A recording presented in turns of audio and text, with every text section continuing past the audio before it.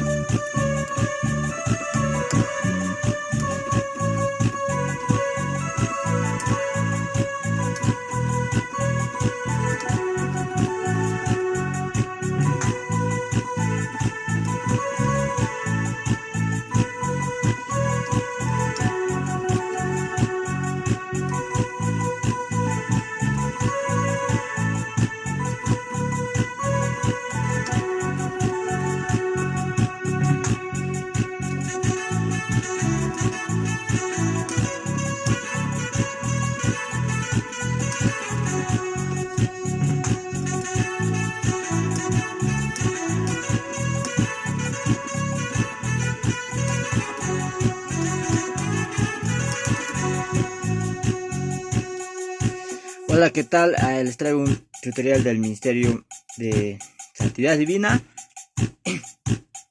y vamos a empezar con las picadas. Hace con un chamber, la nota original está en Fa menor, pero nosotros lo hemos transportado y estamos tocando en Re menor. Empezamos así.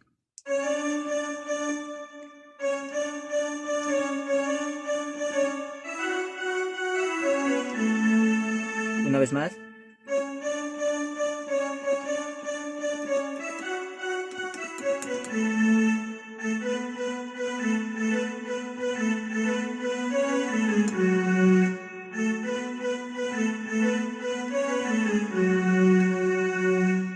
Después se va un voice late y hace el siguiente.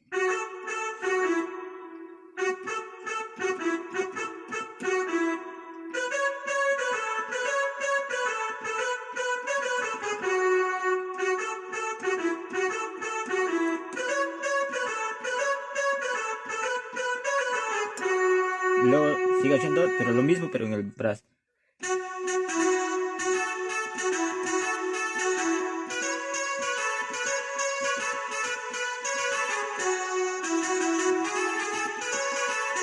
¿Qué sería?